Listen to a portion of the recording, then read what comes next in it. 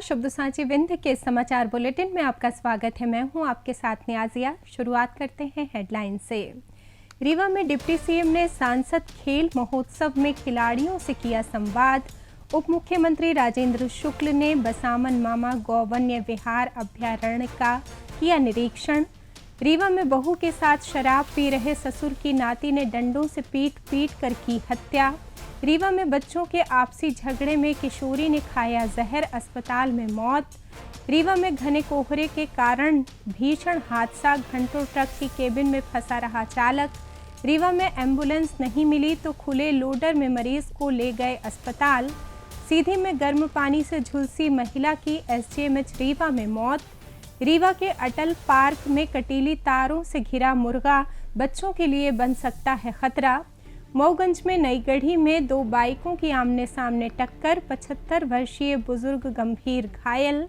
रीवा में राज्य स्तरीय अधिवक्ता क्रिकेट टूर्नामेंट 23 दिसंबर से हाई कोर्ट जस्टिस करेंगे शुभारंभ। सतना जिला अस्पताल के एसएनसीयू में चूहों की धमाचौकड़ी, खतरे में नवजात। रीवा कांग्रेस ने प्रतिमा अनावरण पर दर्ज किया विरोध और रीवा भाजपा जिला अध्यक्ष पर कोर्ट की अवमानना का मामला दर्ज होने की संभावना। मध्य प्रदेश के उत्तरी हिस्से में घना कोहरा, विजिबिलिटी 50 मीटर तक गिरी। जादू देखा है, हम दिखाते हैं। आप सोचिए, हम बनाते हैं। अपने घर या ऑफिस को सजाएं मनपसंद डिजाइन के कस्टमाइज वॉलपेपर्स, ब्लाइंड्स, पेंटिंग्स और लेजर कटिंग से बनी आकर्षक चीजों से। आज ही कॉल कीजिए 7611125428, क्योंकि आपकी कल्पनाओं को पंख देना भी जरूरी है।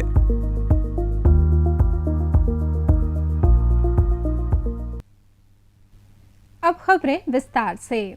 देश भर में आयोजित सांसद खेल महोत्सव के तहत खिलाड़ियों का उत्साह बढ़ाने के लिए शासन प्रशासन स्तर पर व्यापक तैयारियां की गई हैं। शनिवार को रीवा के मार्तंड स्कूल परिसर में ब्लॉक स्तर की खेल प्रतियोगिताओं का अवलोकन करते हुए उप मुख्यमंत्री राजेंद्र शुक्ल ने खिलाड़ियों से संवाद किया। उप मुख्यमंत्री ने कहा कि खेल जीवन का अभिन्न अंग है और राष्ट्र निर्माण में इसकी महत्वपूर्ण भूमिका है। उन्होंने बताया कि देशव्यापी सांसद खेल महोत्सव का समापन 25 दिसंबर को होगा, जिसमें प्रधानमंत्री नरेंद्र मोदी सभी जिलों के खिलाड़ियों को संबोधित करेंगे। मार्तंड स्कूल में चल रही प्रतियोगिता में kabaddi, volleyball, kho kho, football, cricket, karate, Gippy गेंद और रस्साकशी सहित विभिन्न खेल शामिल हैं। इस महोत्सव में कई राष्ट्रीय स्तर के खिलाड़ी भी भाग ले रहे हैं। उप मुख्यमंत्री ने कहा कि सरकार ऐसे प्रतिभाशाली खिलाड़ियों को हर संभव प्रोत्साहन दे रही है। आज भारत खेलों में विश्व स्तर पर नाम कमा रहा है। खेल न केवल स्वस्थ जीवन प्रदान करता है, बल्कि समाज में सकारात्मक वातावरण बनाता है और बच्चों को शारीरिक मानसिक रूप से मजबूत बनाता है। पूर्व प्रधानमंत्री स्वर्गीय अटल बिहारी वाजपेयी की जन्म जयंती के अवसर पर बसामन मामा गौवन्य विहार अभ्यारण्य में 25 दिसंबर को आयोजित होने वाले प्राकृतिक खेती मॉडल के लोकार्पण तथा किसान एवं सहकारिता सम्मेलन की तैयारियों का उप मुख्यमंत्री राजेंद्र शुक्ल ने शनिवार को जायजा लिया। उप मुख्यमंत्री ने अभ्यारण्य में विकसित किए जा रहे प्राकृतिक खेती के मॉडल, गौशाला, भोजनशाला तथा सम्मेलन स्थल का निरीक्षण किया। इस दौरान उन्होंने आयोजन की तैयारियों की बारीकी से समीक्षा की और संबंधित अधिकारियों को आवश्यक दिशा निर्देश दिए। इस अवसर पर पूर्व विधायक के त्रिपाठी, जिला पंचायत अध्यक्ष नीता कोल, भाजपा जिला अध्यक्ष वीरेंद्र गुप्ता सहित अन्य जनप्रतिनिधि और अधिकारी उपस्थित रहे। बता दें कि 25 दिसंबर को सुशासन दिवस के रूप में मनाया जाता है और इस मौके पर अभ्यारण्य में प्राकृतिक खेती मॉडल का लोकार्पण तथा किसान सहकारिता सम्मेलन आयोजित किया जाएगा। रीवा शहर के बिछिया थाना क्षेत्र के बदराव में शनिवार दोपहर एक सनसनीखेज हत्या ने पूरे इलाके में दहशत फैला दी। बहू के साथ कमरे में बैठकर शराब पी रहे बुजुर्ग ससुर की उसके ही नाती ने डंडों से पीट कर हत्या कर दी। घटना दोपहर करीब 3 बजे की बताई जा रही है। मृतक की पहचान श्रीनिवास साकेत के रूप में हुई है। आरोपी नाती करण साकेत घटना के बाद मौके से फरार हो गया। पुलिस ने शव को कब्जे में लेकर पोस्टमार्टम के लिए भेज दिया है और आरोपी की तलाश शुरू कर दी है। प्रत्यक्षदर्शियों और परिजनों के अनुसार श्रीनिवास साकेत आज बैंक से पैसे निकाल कर लाए थे। इसके बाद वे अपनी बहू के साथ कमरे में शराब पी रहे थे। इसी दौरान आरोपी करण वहां पहुंचा और दरवाज़ा खुलवाने की जिद करने लगा। जब दरवाज़ा नहीं खुला तो वो गुस्से में आ गया। जानकारी के मुताबिक करण ने पहले अपनी मां को मारा, फिर दादा को। उसने दादा को इतनी बेरहमी से पीटा कि मौके पर ही उनकी मौत हो गई। घटना के समय बहू नशे में थी और कमरे में ही मिली। घटना की सूचना मिलते ही बिछिया थाना प्रभारी सहित भारी पुलिस बल मौके पर पहुंचा। पुलिस आरोपी की गिरफ्तारी के लिए दबिश दे रही है। मामले की गहन जांच की जा रही है।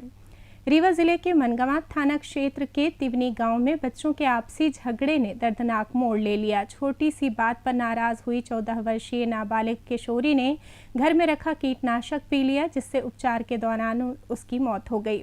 परिजनों के अनुसार किशोरी का घर में अन्य बच्चों से किसी बात को लेकर विवाद हो गया। इसी रंजिश में उसने कीटनाशक दवा पी ली।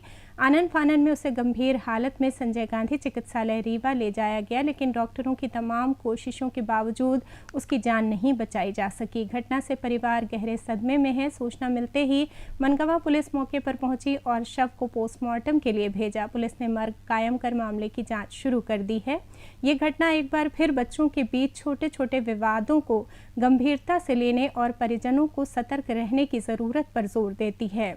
रीवा प्रयागराज हाईवे पर गढ़ बाईपास पर घने कोहरे में एक बार फिर भीषण हादसा हुआ है। बीती रात करीब 2 बजे सड़क किनारे खराब खड़े एक ट्रक में पीछे से आ रहे ट्रेलर ने जोरदार टक्कर मार दी। इस हादसे में ट्रेलर चालक दिनेश रावत गंभीर रूप से घायल हो गए और स्टीयरिंग में फंस गए। उन्हें करीब 5 घंटे बाद सुबह 7 बजे कटर की मदद से बाहर निकाला गया। जानकारी के मुताबिक बीती शाम करीब 6 बजे एक ट्रक खराब हो गया था, जिसे चालक ने सड़क किनारे खड़ा कर दिया।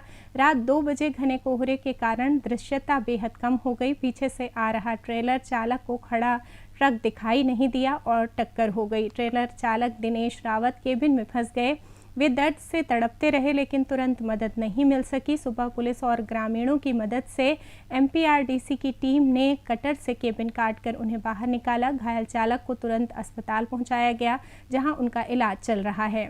रीवा जिले में एम्बुलेंस की समय पर उपलब्धता न होने से एक बार फिर गरीब मरीज की जान खतरे में पड़ गई। शहर से करीब 15 किलोमीटर दूर बेटवा के पास रहने वाली कलावती आदिवासी की तबीयत शनिवार सुबह अचानक बिगड़ गई। वो बेहोश होकर गिर पड़ी, जिसके बाद परिजनों ने तुरंत 108 एम्बुलेंस को कॉल किया, लेकिन एम्बुलेंस उपलब्ध नहीं होने की वजह से उन्हें इंतजार करने को कहा गया। जान बचाने की जल्दबाजी में परिजनों ने घने कोहरे के बीच खुले लोडर में मरीज को लिटाकर संजय गांधी चिकित्सालय रीवा पहुंचाया। कोहरे की वजह से रास्ता जोखिम भरा था, लेकिन मजबूरी में ये कदम उठाना पड़ा। दरअसल कलावती को अचानक ब्लड प्रेशर बढ़ने से चक्कर आया था। बता दें कि सरकार द्वारा निःशुल्क 108 संजीवनी एम्बुलेंस सेवा चलाई जा रही है और इसका रिस्पांस टाइम अधिकतम 15 मिनट निर्धारित है, लेकिन ग्रामीण क्षेत्रों में ये सुविधा अक्सर समय पर नहीं मिल पाती, जिससे मरीजों की जान खतरे में पड़ रही है। ये घटना स्वास्थ्य सेवाओं में सुधार की ज़रूरत को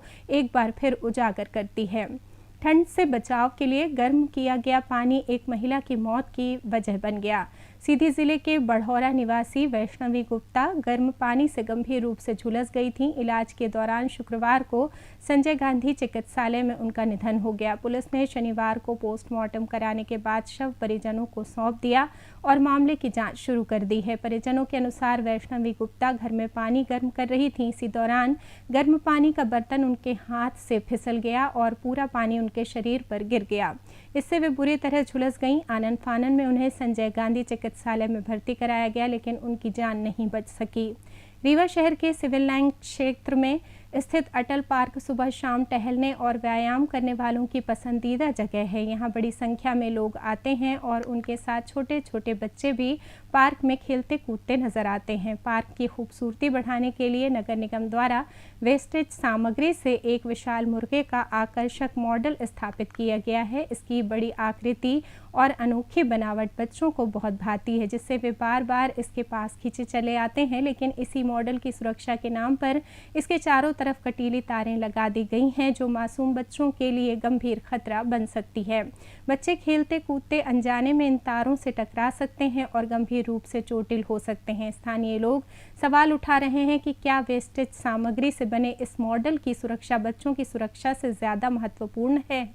मोगंज जिले के नईगढ़ी थाना क्षेत्र में शनिवार दोपहर तेज रफ्तार ने फिर जानलेवा रूप दिखाया। कटरा मोगंज मुख्य मार्ग पर लालगंज तिराहे के पास दो बाइकों की जोरदार आमने सामने भिड़ंत हो गई। हादसे में 75 वर्षीय बुजुर्ग सहित 3 लोग घायल हो गए। गंभीर रूप से घायल बुजुर्ग लायक खान निवासी लालगंज को बेहतर इलाज के लिए Sanjay Gandhi medical college Rewa refer किया गया है। अन्य 2 घायलों का इलाज सामुदायिक स्वास्थ्य केंद्र नईगढ़ी में जारी है। जानकारी के अनुसार लायक खान अपनी लूना बाइक से लालगंज की ओर जा रहे थे। लालगंज तिराहे के पास मोड़ पर पहुंचते ही मोगंज की ओर से आ रही तेज रफ्तार बाइक ने उन्हें सामने से टक्कर मार दी। दूसरी बाइक पर मोगंज निवासी राज भुजवा और अयान खान सवार थे। प्रत्यक्षदर्शियों के मुताबिक बाइक की रफ्तार अत्यधिक तेज थी और मोड़ पर संतुलन बिगड़ने से ये भीषण टक्कर हुई। धक्का इतना जोरदार था कि दोनों बाइकें उछलकर सड़क किनारे जा गिरीं। हादसे में लायक खान के सिर में गंभीर चोटें आईं, जबकि दोनों युवक भी बुरी तरह घायल हुए। मध्य प्रदेश के अधिवक्ताओं का राज्य स्तरीय क्रिकेट टूर्नामेंट 23 दिसंबर से रीवा में आयोजित होगा। प्रतियोगिता का शुभारंभ मध्य प्रदेश हाई कोर्ट के जस्टिस विवेक सिंह करेंगे। फाइनल मुकाबला 31 दिसंबर को खेला जाएगा। जिला अधिवक्ता संघ अध्यक्ष राजेंद्र पांडे ने ये जानकारी दी। उन्होंने बताया कि ये टूर्नामेंट हर 4 साल में होता है और इस बार रीवा को मेजबानी का अवसर मिला है। प्रतियोगिता में राज्य भर से लगभग 30 टीमें भाग लेंगी। प्रत्येक मैच 20-20 ओवर का होगा। मुकाबले शहर के बोदाबाग स्थित क्रिकेट स्टेडियम, महाराजा पब्लिक स्कूल मैदान सहित अन्य स्थानों पर आयोजित होंगे। जिला अधिवक्ता संघ की 3 टीमें भी इस टूर्नामेंट में शामिल होंगी। बताया गया है कि रीवा के 2 खिलाड़ी प्रवीण तिवारी और सिद्धार्थ सिंह गहरवार राष्ट्रीय स्तर की अधिवक्ता टीम में चयनित हुए हैं, जो जल्द ही अंतर्राष्ट्रीय मैच खेलेंगे। आगामी 23 दिसंबर से 31 दिसंबर तक विंटर वेकेशन में, जब हमारे यहाँ विंटर वेकेशन होता है, सिविल का काम बंद रहता है, तब हमारे यहाँ Madhya Pradesh inter district cricket tournament चालू होगा। 23 तारीख को उसका उद्घाटन होगा। 23 तारीख को हाई कोर्ट के न्यायाधिपति श्री विवेक सिंह, जो हमारे प्रभारी जज भी हैं, वो इसका उद्घाटन करेंगे प्रातः 9:30 बजे। मध्य प्रदेश में सरकारी अस्पतालों में चूहों का आतंक थमने का नाम नहीं ले रहा। इंदौर और जबलपुर के बाद अब सतना जिले के सबसे बड़े सरकारी अस्पताल सरदार वल्लभ भाई पटेल शासकीय जिला अस्पताल के SNCU में चूहों की भागदौड़ का वीडियो वायरल हो रहा है। इस यूनिट में करीब 40 नवजात शिशु भर्ती हैं, जिनकी जान खतरे में बताई जा रही है। 2 दिन पुराने इस वीडियो में स्पष्ट रूप से चूहों की धमाचौकड़ी देखी जा सकती है। एक चूहा मुंह में मुंगौड़ी दबाए कंप्यूटर मॉनिटर के नीचे से निकलता है और वाईफाई राउटर के ऊपर चढ़कर भागता नजर आता है। जैसे ही चूहा महसूस करता है कि कोई मोबाइल से वीडियो बना रहा है, वो मुंगौड़ी छोड़कर फरार हो जाता है। बता दें कि SNCU में उन नवजातों को रखा जाता है जो जन्म के तुरंत बाद बीमार पड़ जाते हैं या प्री मैच्योर होते हैं। इन नाजुक शिशुओं के लिए चूहों का होना बेहद खतरनाक है। इसी साल अगस्त-सितंबर में इंदौर के MY हॉस्पिटल में चूहों की वजह से 2 नवजातों की मौत हो गई थी।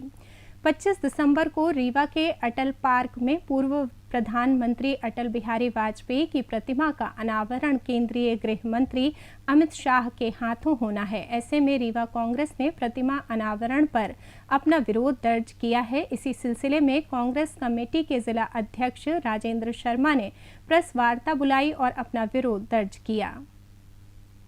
फाइबर की प्रतिमा बना के इतनी हड़बड़ी करने की जरूरत क्या है? ये एक तरीके से हमारे भारत रत्न वाजपेयी जी का अपमान है। और जिस तरीके से इन्होंने गांधी जी के नाम की योजना को बदलने का प्रयास किया, ऐसा लगता है कि भारतीय जनता पार्टी का जो नेतृत्व है उसको महापुरुषों से और महापुरुषों के नामों से समस्या है। शहर के झिरिया क्षेत्र में अवैध कब्जा हटाने के मामले में भारतीय जनता पार्टी के जिला अध्यक्ष वीरेंद्र गुप्ता सहित अन्य पदाधिकारियों की मुश्किलें बढ़ती नजर आ रही हैं। न्यायालय के आदेश पर डिग्री का पालन कराने पहुंचे न्यायालयीन कर्मचारियों को रविवार को कार्रवाई के दौरान रोक दिया गया था। इस पूरे घटनाक्रम को लेकर नज़ीर ने अपनी रिपोर्ट न्यायालय के समक्ष प्रस्तुत कर दी है, जिसमें भाजपा जिला अध्यक्ष सहित अन्य पदाधिकारियों के नाम दर्ज किए गए हैं। रिपोर्ट में स्पष्ट किया गया है कि उनके द्वारा बाधा उत्पन्न किए जाने के कारण अवैध कब्जा नहीं हटाया जा सका। बताया जा रहा है कि रविवार को पुराने भाजपा कार्यालय से लगे अवैध कब्जे को हटाने की कार्रवाई की जा रही थी। इसी दौरान भाजपा जिला अध्यक्ष वीरेंद्र गुप्ता ने आपत्ति जताई और पुलिस को बुलाकर कार्रवाई रुकवा दी, जबकि ये पूरी प्रक्रिया न्यायालय के आदेश के तहत की जा रही थी। हालांकि भाजपा जिला अध्यक्ष का कहना है कि उन्हें इस कार्रवाई की कोई पूर्व जानकारी नहीं दी गई थी और न ही उन्हें इस प्रकरण में पक्षकार बनाया गया है। उल्लेखनीय है कि ये मामला भाजपा के चित्रकूट विधायक सुरेंद्र सिंह और भाजपा के पूर्व जिला अध्यक्ष कमलेश्वर सिंह के बीच जमीन विवाद से जुड़ा है। इस प्रकरण में न्यायालय ने वर्ष 2006 में सुरेंद्र सिंह परिहार के पक्ष में फैसला सुनाते हुए डिग्री जारी की थी। उसी डिग्री के पालन में अब अवैध कब्जा हटाने की कार्रवाई की जा रही है, जिसका विरोध सामने आया है। मौसम की बात करें तो मध्य प्रदेश के उत्तरी हिस्से में घना कोहरा छा रहा है। ग्वालियर, चंबल, रीवा, सागर और जबलपुर शहडोल संभाग के करीब 20 जिले कोहरे की चादर में लिपटे हुए हैं। शनिवार सुबह भी घने कोहरे के कारण दृश्यता बेहद कम रही। रीवा और खजुराहो में विजिबिलिटी महज 50 मीटर दर्ज की गई। दमोह में 200 से 500 मीटर, नरसिंहपुर और सीधी में 500 से 1000 मीटर, जबकि ग्वालियर, रतलाम, जबलपुर, मंडला और सतना में 1 से 2 किलोमीटर दृश्यता रही। कोहरे के कारण रेल यातायात भी बुरी तरह प्रभावित हो रहा है। दिल्ली से मध्य प्रदेश आने वाली कई ट्रेनें रोजाना 30 मिनट से 9 घंटे तक लेट चल रही हैं। शनिवार को भी आधा दर्जन से अधिक ट्रेनें देरी से चल रही हैं। मौसम विभाग का कहना है कि आने वाले दिनों में भी उत्तर मध्य प्रदेश में कोहरा छाया रह सकता है। लोगों से सावधानी बरतने की अपील की गई है। इसी के साथ ये समाचार बुलेटिन समाप्त हुआ। कल फिर मिलेंगे नई खबरों के साथ। जुड़े रहिए शब्दसाची विंध्य से, और विंध्य से जुड़ी तमाम खबरों के लिए हमारे चैनल को सब्सक्राइब कर दें। अपने आसपास की खबरें हम तक पहुंचाने के लिए स्क्रीन पर दिए नंबर पर आप संपर्क भी कर सकते हैं। धन्यवाद।